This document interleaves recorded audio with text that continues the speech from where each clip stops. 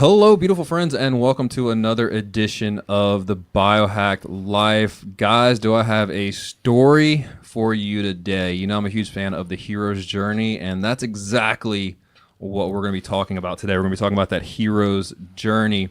And I have with me in the studio today, Josh Seymour. Josh, how you doing today, man? Doing great. Good, man. I'm so excited to tell this story. Before we get started, guys, I do want to thank our sponsor for this episode, Neolife Physical Therapy in D'Iberville. As you know, I'm prepping for a competition right now, and my body's wrecked, so that's where I go for all my physical therapy needs, and I encourage you to do the same. I'll actually put the link in the description below. If you have any physical therapy needs, guys, go holler at them. So let's get into this, guys. I want to tell you this hero's journey. I want to tell you the story because I think it's going to bring some hope and some light to a few people out there. So, Josh, I always love starting out the podcast this way. What is something today that you're grateful for? Man, so much to be grateful for. Today, I'm grateful to just be free from depression, severe depression and addiction, and being able to live my life and do the things I was created to do. And, that's just something that I'm extremely grateful for today, to not Amen.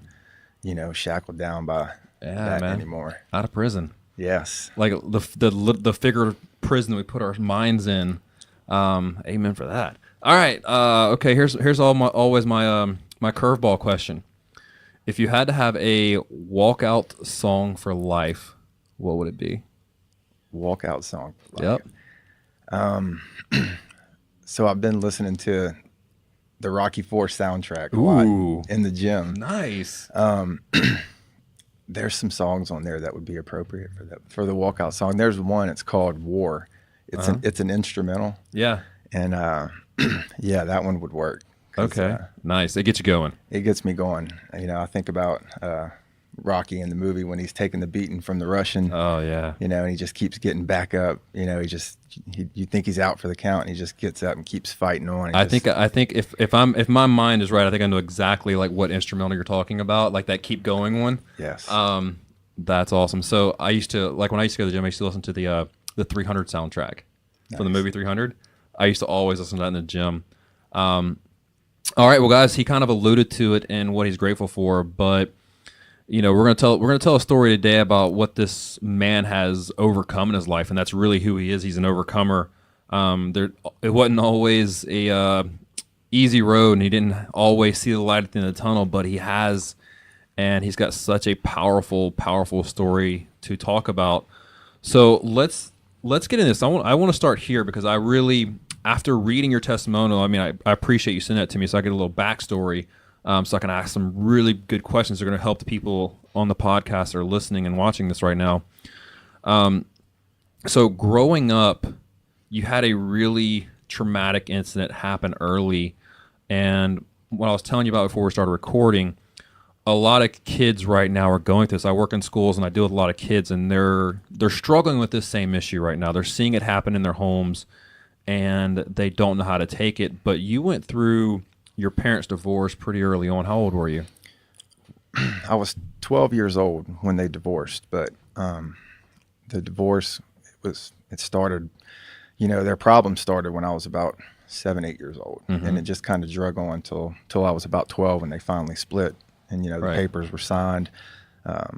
My dad and my brother went to live somewhere, and me and my mom moved in over by my grandpa. So, yeah, about 12 years old. About 12? Yeah.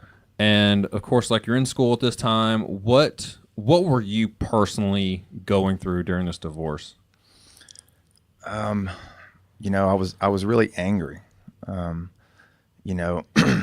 was a lot of stuff going on at the house, fighting and arguing, a lot of drinking and stuff like that between them. And, me and my brother had to experience some things that, it's not appropriate for 10, 11, 12-year-old kid. Yeah. And it was just really hard. I wanted them to work things out and get through that, and, so we could keep our family together. But, that's just not how it turned out.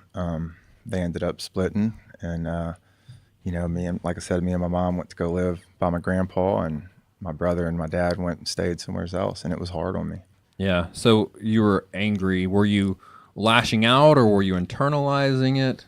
Yeah, I think it caused me to do a lot of things, you know, lash out, be rebellious, you know, because I've seen a lot of, you know, hostility in my house every evening Right. between them. So, you know, I displayed that, you know, at school, and, you know, I was just an angry young kid. Right. And that anger was, do you think that was because you wanted your parents to be together and they, like, I guess what I'm saying is, I know what I've seen firsthand from my life is I got angry when they weren't willing to try to fix things. Were they trying to work through this or They did. they did? They tried to work through it for quite a few years, and it just never seemed to work. They'd always end back up, you know, ready to divorce. Right. You know, there was a few times where they did split up, but they didn't, you know, sign the paperwork, and they'd move back in together, you know, and it was really hard for me and my brother. And I toted around a lot of anger, a lot of resentment towards both of them for things that were happening, you know. And for years, I treated them differently, you know, especially after they divorced. I was just mad, you know. I think a part of me, you know, blamed myself maybe a little bit at times, like, is it something I'm doing wrong, or, you know, me and my brother, are we causing them all this stress? You know, it's, as a kid, you don't know at 11, Right.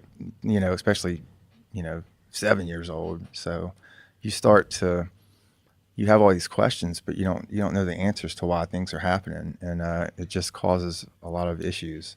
And I'm glad you brought that up because that probably, from what I've seen firsthand experience and what I've researched, most kids do put the blame on themselves for their parents' divorce. And it's like, do they not love me enough to stay together? Am I too much of a burden on them? Like, they start out, like, kids are, like you said, 7, 8 years old, start asking themselves these questions. Yeah. And how do you know any of those answers when you're 7, 8 years old? You don't. No. And when you think that you figure it out, you're probably not right. You know, Right. like the real reasons why, you know, adults can't make the marriage work. You know, you have all these questions, but you're not quite sure what's going on. So you were lashing out, you were angry. Did you find that, like, at this time you had like a really low self-worth? Like, were you struggling with that at all? Yeah, I was. It's something I struggled with all my life.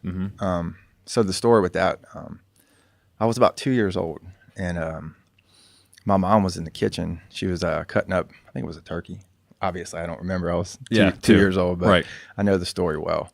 But anyway, she's in the kitchen. She's cutting up some food, and she leaves a butcher knife laying on the table. And long story short, you know, I'm a 2-year-old toddler running around getting into everything. Right. I have a son now. No. Yeah, you do. So the handle's laying over the bar, and I run into the kitchen and I just swipe it, right, and it comes back down off the bar and it pops me in the head. So I had to get rushed to the emergency room that night. It almost took my eyeball out. There was actually a little nick on my eyelid the night it happened. But anyway, I ended up with like 14 stitches on my head. And growing up, you know, that always caused me to have low self-esteem.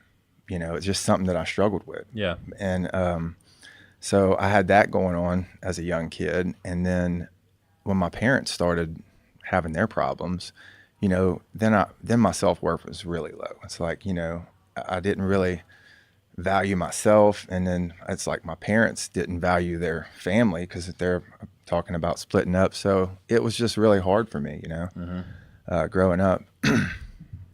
Yeah, I mean, I think that's because as kids, we look at our parents for our validation in the world. We look at our parents, and that's where our love comes from. That's where our self-worth comes from, because we're, you know, of course, we're not old enough to understand internal validation. We're not understand, you know, what real love is. So we're expecting to get this from this external source. And then going through a situation like a divorce, you start questioning all that. And am I good enough? Do they really love me? If they loved me, they would stay together, kind of thing. So you were dealing with all that, and like the reason I asked about the self-worth thing is because that's always been what I've struggled with. I've struggled with my self-worth my entire life. So when you were going through the divorce and after it was over with, that's when things started going downhill for you. Can you kind of go over like how that started? Like what led into going to that?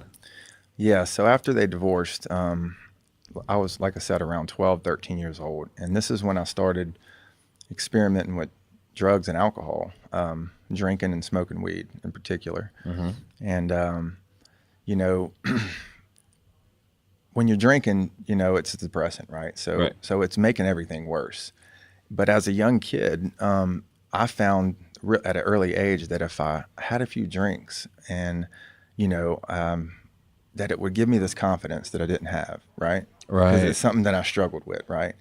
So I'm using drugs at an early age to give me this confidence in myself that I was lacking. But it came at a high price, right? Because, you know, it's already starting to destroy my life. So what age did you start drinking? 13. 13. Yeah. Wow. Yeah, and started smoking. So, you know, so I'm turning to things that are, you know, gonna lead me down a road of destruction. Mm-hmm. And my self-worth, you know, just, you know how it is when you're drinking, you act like a fool, especially when you're young, you know. So, you know. Well, alcohol is nothing more than a multiplier. So it allows what's inside of you to be multiplied and then outwardly projected. Because when we drink, we stop thinking, okay, is this a smart decision? We don't think like that when we're drinking. Yeah. And once you take down that filter to the rest of the world, it allows those deep repressed emotions to come out a little easier. And, you know, so you start flowing in these, your anger comes out a little more. Yeah. Your depression comes out a little more. Like as soon as you start drinking, it's a lot quicker to jump like down into that rabbit hole of depression. So you started drinking and smoking when you were 13. Yeah. Now this wasn't an everyday thing at the time. This was my next more. question. This was more kind of a weekend thing. The weed, you know, smoking weed, that turned into an everyday thing by about the age of 14. You know. Wow. Yeah. And did you find like that just kind of helped you escape the pain? It did. It was an escape. Yeah. You know, after I got high, I just didn't really care anymore about how other people perceived me, or I didn't really, you know, not care as much that my family was divorced, you know, a broken home. I didn't really, you know, it was like, you know, an escape, putting on a mask, you know, trying to, you know, not think about life's problems and, you know. Right. And, you know, our age group, that's what a lot of the kids turn to. They turn to weed and alcohol. What I'm seeing kids nowadays, though, is they're turning to prescription pills. Yeah. And, yeah, they're still going to weed, which is not as popular now as prescription pills. Still alcohol in times. But, like, you know, you see kids that are under the age of 18 getting hooked on Xanax. Yeah. Getting hooked on these mind-numbing drugs because they're just like you were, seeking an escape, seeking, you know, I'm tired of suffering. I'm tired of this pain. What can I do? What can I get my hands on to give me a break? Like, I just want a break for right now. Yeah. And that's what you found yourself doing. Yeah. So it started really 13, then every day at 14. Where did it go from there? I was already at a point where I was starting to give up hope in life. Right. And, you know, when you're using drugs and alcohol every day, you know, for a long period of time, it's going to cause you to just not be in your right state of mind. And, you know, you start thinking irrationally, you know, you're making decisions that you would not make if you were sober. No. I mean, you like at that point, you literally have a chemical dependence in your brain for these substances. And what happens, especially, you know, as someone who started using, you know, alcohol and marijuana at age 12, 13, your brain, when you use those substances, your brain releases happy hormones. It's just what they do. That's why people get addicted to them. And your brain releases these happy hormones. So when you're not on these substances, your brain's not releasing happy hormones. Yeah. Which is why addicts become addicts, is their brain becomes addicted to these substances. And if their brain, like, hey, I need my next hit, or we're going to, you know, I'm literally going to make you pay for it. if I don't get my next hit. Like I'm sure if you went too long without cocaine, you like started having withdrawal symptoms. Yeah. Alcohol is the same way. I mean, alcoholics, that's what happens. Their body becomes so chemically dependent on these substances that they can't function without it. When I was playing college football, we had a receiver on our team that he was a full-blown alcoholic. I mean, he's playing college football as a full-blown alcoholic. On days he showed up to practice sober, he sucked. Yeah. He couldn't run. He was winded. He just couldn't function. But when he came drunk, he was a playmaker. He could run all day. He was laughing and joking while the rest of us were dying. I'm like, I don't understand this. But like now I do. Now I know it's the chemical addiction. That was his body's normal. Yes. And the sad part about that is our brain, it naturally wants to produce happy hormones, but now we're dependent on these chemicals to produce them. And if we don't have those chemicals, we can't produce them on our own, which is why the addiction process keeps happening. And it also depletes them over does. long periods of time. So, you know, you get to a point where you try to get sober and you go a few days and you're so miserable because your hormones and the serotonin and dopamine levels in your brain are so jacked up. And that takes time to get it back normal. Absolutely. And that's why people don't make it when they try to get sober, because they think after a few weeks it's just going to be back to normal, you know, self. But no. Yeah, they think once the alcohol's out of their system, they're going to be okay. Yeah. Yeah, it doesn't work like that. So now you're a full-blown addict and you attempt rehab. I do. What led you to wanting to go to rehab? At this point in my life, like I said, I was giving up hope, but I still had something in me that wanted to live. Mm-hmm. And after that experience where I almost OD'd, I said, you know, I'm going to go to rehab, get help. And I reached out to my parents, and they found a place called the Home of Grace. Yep. So it's a Christian rehab facility. It's for 90 days. So I go to the Home of Grace, and I do great while I'm there. You know, I just, I'm 20 years old at the time, though. So, you know, I was ready. I just wanted to get off cocaine at the time. I had no desire at that time that I was going to leave there and just never drink again. Yeah. I was like, if I could just kick the cocaine habit, I'll be fine, right? Well, after I got out of there, after I did the 90-day program, I went back to drinking, and well, that was a mistake, because every time I would drink, like right when you got out, you started drinking again. I think it was about 3 days after I got out, I was already drinking again. Why? You know, that's a good question. I still was battling some things internally, man. I still hadn't dealt with things from, you know, my past. You know, I was still battling self-esteem issues. Right. So for me, you know, I needed that drink to go out and do the social thing sometimes. And that was a mistake, because every time I would drink, you know, the more I would drink, now I'm intoxicated. So if there's cocaine around, I'm going to use it. And then it didn't take long. I was right back in the same rut I was in before I went to rehab. You know, you never addressed the underlying issues of why you became an addict in the first place. I didn't. While I was there, you know, it was a great place. I just, at 20 years old, you know, I wasn't ready to change. So when I got out of there, you know, I turned 21. Now I can legally buy alcohol.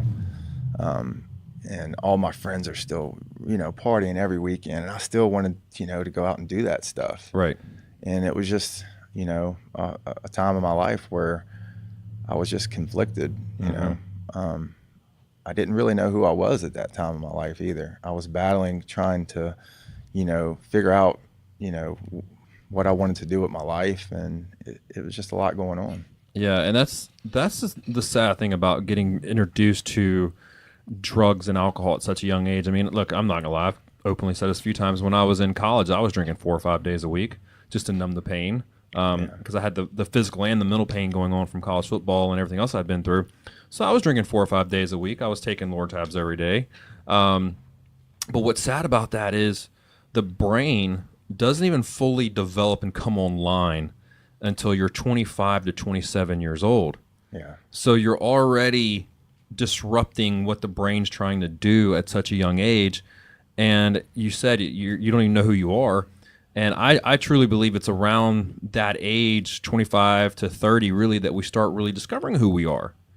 And the problem is by the time we get there, we've already had so much pain in our lives that we have this bias of who we were made to be, of who we were put on this earth to be, and it's from all the pain that the outside world has put upon us.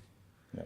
And it just makes it tough at that point. And there's a lot of, just like a computer, there's a lot of bad programming put in us at that point that we now have to reprogram out. So you get out of rehab and you relapse. So you just went back to your old ways. And like, how long did that continue for? Years. Years. So about the age of 22, I had another close call. I got involved. I'm still involved with, cocaine and drugs, and got involved in drug trafficking, man. And it took me down some dark roads. And one night I was involved in, a deal gone bad, and somebody opened fire on our vehicle, and a bullet went through the window where I was sitting into the dashboard and missed my head by a few inches. And, that was a turning point for me, because the next day I was arrested and charged with armed robbery at 22 years old. Wow. Yeah.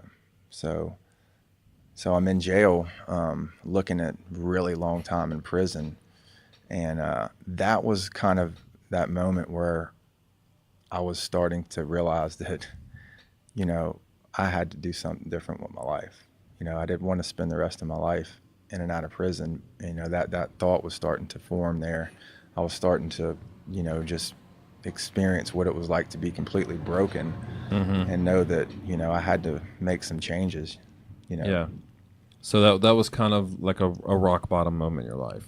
Absolutely. Yeah, getting arrested. Because, obviously the first time when you were 16, you got arrested, you didn't really hit that rock bottom. Because thankfully your mom was there to help you get out. So you didn't have to pay the real consequences of your actions. Mm-hmm. And this time, you're 22? 22 years old. 22, and you escaped death by inches because the bullet didn't hit you. But then you get picked up, and now you're looking the reality of your decisions like right in the face. Yeah. And what happens next? So, those charges against the armed robbery gets dropped about a year later. The district attorney decided not to go through with bringing me to trial over that, because they knew it was, a drug deal gone bad, whatever. And which, by the way, when I read that in your story, I'm like, hold on. There's a drug deal gone bad, and that's why he got released? I'm like, shouldn't that be a reason to keep him? But I mean, I'm glad you got out, but I'm like, in my head, I'm like, that's crazy. Yeah. It's so, it's you can't. What my attorney told me, you can't really charge somebody for taking something from somebody that was illegal to begin with. Right. Yeah. So I guess there wasn't enough proof to really charge you with anything.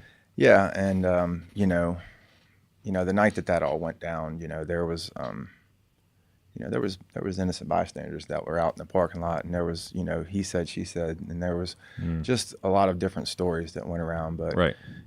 It was bad. It was in the paper. It was in my picture of me. They had it wrote up arrested at Beau Rivage, like I had went and pulled a gun on somebody at the casino and robbed them, which is not true. But it was a bad deal, man. It ruined my reputation. I already had a terrible reputation, but at that point, it was just like, stay away from him. He's trouble. Yeah. And after that experience, so you'd think, wow, he's going to change after this, right? Well, that thought of I got to do something different in my life. I don't want to, go to prison and end up like this the rest of my life was there, but because I had ruined my reputation. I'm still battling all these internal things.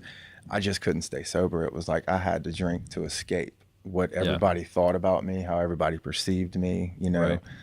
It was just a lot. And the fact you keep saying my reputation, you're still struggling on the inside with self-worth, still not knowing who you are, and your whole identity is wrapped up in what everybody else thinks about you at this point. And now a bad reputation just got a lot worse. Yeah. So now your already fragile ego is damaged even more, and you're really struggling at this point because you don't have a concept yet of how it is to find internal validation. You're still externally seeking it just like a drug. And that external validation you've been seeking for this time now is damaged again. So right back to the drugs we go, I'm guessing. Yeah. Yeah. So this goes on for a couple more years, and what ended up happening is I got arrested again. It was about 2 years later after that experience. I got charged with felony possession of cocaine. I was at a nightclub, and undercover cop was there, and I go into the bathroom, come out in handcuffs, and so here I am again, back in jail with another felony charge pending, and this is the time where I'm like, I got to do something different with my life. So I tried to join the military. Okay. My brother tried to help me with this. So we went up to a recruiter's office one day, and I tried to get into the Marine Corps. Mm-hmm. The judge, my attorney talked with the judge and was like, yeah, if they'll let him in, we'll drop the charge against him if they're willing to take him in. Well, they weren't. The recruiter looked at my background check and was like, no way. So that was hard, so I ended up, I went to court and just pled guilty to the charge, and I received probation, and literally 3 days after I left court and got put on probation by the judge, I'm back in jail. I get arrested for a DUI. So still drinking, still just out of control. Yeah. And even though I'm starting to I want to change, but I can't shake this alcoholism. It's just got me. And so I couldn't bond out because it was a probation violation. Yeah. So I'm in jail. I think it took about 6 weeks before I could go before the judge just to even get a bond hearing. So that would mean that she'd let me bond out. Well, I went before and she said, no way, you're not bonded out. So sent me back to jail. Now I have to go through the motions again just to go before again for the violation charge of probation. That took a few months. So I'm in jail for quite a while this time. And while I was in there, man, I got a taste of what it's like to live like that. And that was whenever I said enough's enough. I thought she was going to send me to prison. Yeah. When I went back before, but what ended up happening is she let me out, but she told me that if I got into any more trouble, that I was going to prison for a long time, and that this was it for me. I'm not doing this with you again. Giving you another chance. So when I got out, with the help of my dad, I took a job working out of state, and I got permission from the state of Mississippi because I was on probation still to leave the state on a work pass. So I moved to Alaska, and and just completely across the country, and just went up there to work, and I'd work and fly home, check in, and then go right back. And I did that for a couple years, working out of state, traveled a lot, North Dakota, Wyoming, Montana, just different places, working on rigs and stuff. But were you helping the situation? Well, I was still drinking. Yeah. But I wasn't using drugs. Okay. Believe it or not. What changed there? Well, there were drugs obviously available, but there was just, something inside of me that knew that if I went home and failed a drug test, then I'm going to prison for a long time. Okay. So it really wasn't. It was kind of that fear of violating probation again, because like I said, I'm still on probation back home, so I'm having to come home, take drug tests. But they weren't part of your probation wasn't staying off alcohol. No, it was. So I was I was just brave enough to still do that, but make sure when I came home that my urine was clean. So, technically alcohol is out of your system in 24 hours. So just Right. don't drink the day before I go home and You're good. good to go. Yeah. Yeah. I've seen people do all kind of. So when I was playing college football, I would literally see guys like chugging vinegar, just doing all kind of crazy things to try to pass drug tests, and it eventually got to the point. Now in college athletics, it happened like my senior year. Now in college athletics, if you go to a urine test and your urine is too clear, that's a negative. That's actually you testing positive for trying to mask. It's almost like a masking agent. Yeah. Is peeing out pure water because they know, like, okay, this person's drank a lot of water, so they're trying to pass a drug test. Yeah. They know. They're getting wise to it. Yeah, they are. Yeah, they are. Okay, so still drinking alcohol, but you're kicking this drug habit. What's the next evolution? So you're up in Alaska working. What's the next evolution of your story? Well, what happens is I eventually, I complete my probation. It took years, but like I said, I'm still addicted to alcohol. I'm still drinking a lot, but I managed to get that probation done with. So at this time in my life, I'm in North Dakota working. It's a little cold there. Yeah, it's really cold.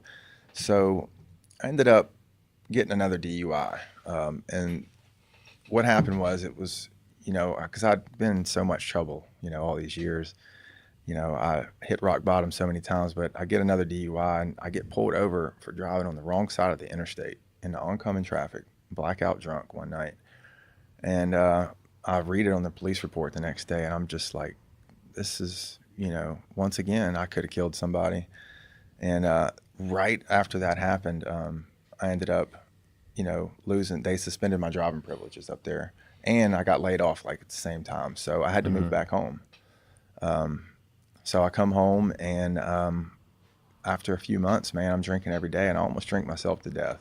It's so bad at this point with alcohol that my body's physically addicted. Yeah. If I try to stop, I go into convulsions and like seizures, precursors to seizures. I can't shake it. And this is a time in my life where I was in a serious relationship with my wife now, who's my wife. And she told me that if I didn't change and get help, she was leaving for good. And so I decided to go back to rehab. I go to the hospital first and detox because I'm physically addicted. Yeah, you almost have to at that point. Yeah, because the seizures and all. And so after a week there, I go back to rehab. And Which I didn't know this. I don't mean to interrupt you. Oh. I didn't know until a few years ago that actually pharmacies and hospitals stock beer for people that are addicted to alcohol because they don't want them like coming off alcohol at the same time they're trying to do a medical procedure. Mm-hmm. So they like literally give someone beer in a hospital. Yeah, my wife told me that. She is a nurse. Yeah. And by the way, she is stuck by my side through some really hard times when most women would have walked. She saw something in me when we first met that at the time, maybe I didn't see it in myself. And, but she stuck by my side. I love her. Yeah, I mean, when you first said that she's the one that finally, my first reaction was the saying, "Love will save us all." Yeah. And it's so like real, authentic, unconditional love, man. It's almost always the answer. Yeah. The real stuff. But go on. So I go to detox, and then I go to rehab. And whenever I get out of rehab this time, I'm serious about staying clean for good. Why this time? Is it because you're scared of losing? It was a lot of things. It had a lot to do with her, and it also had a lot to do with I don't want to throw away my life. Mm-hmm. I've almost gotten myself killed many times, and I know where that road is going to lead if I pick up that drink again. I know where I'm headed. Yeah. It's right back to destruction. And this is around the time when I started getting back involved in church. I started going to a church, Destiny Church over in Woolmarket, and I was getting in touch with my spirituality, trying to get back with that. And I accepted Jesus Christ and got baptized, and things haven't been the same since then. So, I just like as you're telling the story, like just came to my head, and I love this. And here's why. Like I read your testimony when you sent it to me, but it wasn't until you said what you just said that I love. Is it started with love, which led you to salvation. And that's beautiful. Yeah. So, oh man, that's so powerful. And when you talk about being saved, that's exactly how Jesus did it. He started with love. He just loved on everyone. And that's like when people ask me like, "Hey, Robby, you're a Christian. Like, what does that mean?" Yeah. I mean, you just go love on people, man. Like that's what it means. That's what it is. It's that's all he did. It's loving people whether or not they're going to love you in return, 100%. whether or not they may even deserve to be loved, right. Which we all deserve to be loved. But, it's loving people that... right where they're at. That's maybe society says, nah, So it was that love that you hadn't had a whole lot in your life up until that point that you're getting a taste of, and you're like, man, this is special. Like somebody showing me that I'm worthy of their love led you to find a higher level of love through your salvation. Yeah. Wow. Did. I just got chill bumps. I knew at that point that, I was afraid of going back to drinking and drugs, but I knew that I was powerless over that. So I had to find something greater than me. Right. And I found that, with the help of my pastor, Chris McCall from Destiny Church. He really mentored me early on in my recovery. I started going to Celebrate Recoveries at that church. I just got plugged into a lot of stuff they were doing. And, that kind of became my addiction. And that's a good addiction, it's a great addiction. Because when somebody's addicted like I was, they have to replace that with something. And I chose, the church, my relationship, right. It's not about religion to me. It's about relationship. Well, I think too, it goes to a deeper level than you trading one addiction for another. You got what you've been missing all along. Yeah. Like when you go back to your original part of your story, your rabbit hole of addiction started when you didn't know your worth and you didn't have like love in your life. Like you weren't getting that love from your parents, or you looked at them and like, why am I not enough? Yeah. And that's what started this negative spiral. But then you actually got some authentic love in your life. Yeah. And there's no greater feeling than knowing someone unconditionally loves us. Like knowing that I'm worthy of someone else's love and they show me that, like there's no greater feeling than that. Yeah. And you were getting that for the first time in your life from multiple sources. Yeah. And it was a game changer for me, because like I said earlier, I struggled all my life with,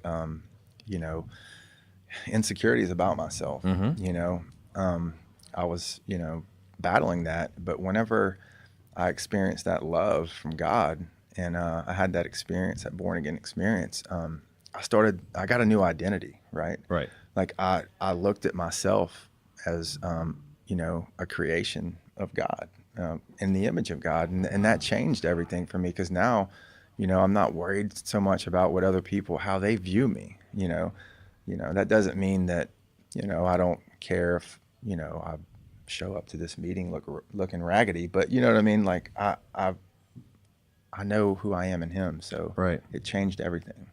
It does. It is. That was one of the biggest revelations I had in my own life because I've struggled with, my weight issue my whole life. So which caused a ton of insecurities in me, and I never felt good enough. And it wasn't until I just unleashed my authentic self that I was able to find true love and happiness. And part of being able to do that is understanding who you are, like gaining that self-awareness, but also understanding like where that comes from and how much bigger that is than what you really think it is. Yeah. We have our house of our vision of what we think it is, but we're destined on this earth to have a vision that's supposed to be this big, but all we can see is this. Yeah. And it's because of our own self-doubts and self-beliefs and self-worth that we don't think we're worthy of all that. when we absolutely are. And it takes a little bit of love and compassion to help us break down that wall so we can step into our authentic self. Yeah. It took me, someone showing me that, hey, look, no matter what, I'm going to be here for you. No matter what you do, no matter how much you screw up, I'm going to be here for you. Yeah. Which my whole life I always worried, like, I'm going to screw up and everybody's going to leave me. So knowing that I had that kind of support system, like, okay, bro, then just be yourself. Yeah. We all have so much to offer. We all have gifts. We're all unique, and that's why I share my story, as hard as it is for me to talk about how jacked up my life used to be. I like the conclusion of it. Mm-hmm. I feel like that can help somebody. Whatever you got to do to turn your life around, you have to find something. Absolutely. Yeah. Absolutely. I love like that revelation in your story. So what do you do now? Like, what are you tapping into now to continue on? Because right now, I'm sure you're just on like this amazing personal growth journey of becoming a better version of yourself every day. What are you tapping into now to continue that journey? I'm studying social work at the University of Southern Miss, and to the top. Yeah, to the top. So I'm pursuing that education. I'm tapping into education along with staying plugged into my church, and because I want to get I want to get my master's in social work, and eventually become a licensed clinical social worker. Okay. So I can work with at-risk youth, and Love that. I feel like, by doing that, helping others, that it's gonna help me Right. in the process. In my recovery. Oh, it will. It'll definitely hold your butt accountable. The accountability is what I need. And, So on my bathroom mirror, I always encourage people to like write down your why, like why you're doing what you're doing. I encourage people to write it down somewhere. So my bathroom mirror, on my bathroom mirror is written down, you have to so they can. I like that. Like, I have to go out there and set the example. I have to go live the walk that I talk every day. And I have to go be that person that I'm trying to encourage other people to be, to show them that it's possible to do that. It's possible to get past your past and not be that person that you thought you were going to be growing up, with all those limiting beliefs. Like, you're so much more than that. So, like, that's my why now, is I have to so they can. That's why I push myself so hard. And that's why, you're picking social work, man. You're going to go be that example these kids need to see, that, hey, no matter what your background is, there's still hope. There is. Like, as long as you have air in your lungs, there is still hope. Yeah. I'm also about to start doing some volunteer work at a specialized treatment facility over in Gulfport. It's for the Department of Mental Health. It works with at-risk kids, adolescents. Oh, wow. So I'll start that next month. And I'm looking into getting into some work at the jail too. Going in, they're going to let me go in and just talk to people that are in jail, share my story with them, tell them how I was able to overcome, in hopes that it impacts somebody, helps that. So I'm just trying to go out and do good, man, and help people. There's a scripture that says, don't ever grow weary in doing good, because in due time you'll reap a harvest. And Galatians 6:9, by the way. Yeah. That's my life verse. That's like, you can ask my business partner. That's written on everything I ever do. It's Galatians 6:9. Do not grow weary of doing good, for at a proper time you reap a harvest if you do not give up. Don't give up. Don't give up. That's the main one. You can overcome whatever is going on in your life, man. You just got to have hope. You got to have something greater than you. Right. You got, like, and you said that earlier in your story, and I was going to come back to it. I'm glad you brought that up. For so much of your life, you didn't have purpose, and you were just living chasing the next high because you didn't have purpose. Yeah. Once you found purpose, once you found, okay, like, I really am here for a reason. Yeah. And your reason almost became bigger than you at that point. It became that fulfillment of helping others. And what we see is a lot of times in depression almost, and I hate saying it, I'll probably get some blowback from this, but I don't care. Depression is very narcissistic. Mm-hmm. Because when you're in depression, what are the pronouns you're using in your head? I, me. It's all about yourself. Yeah. Why am I going through this? Why is this happening to me? Why am I not good enough?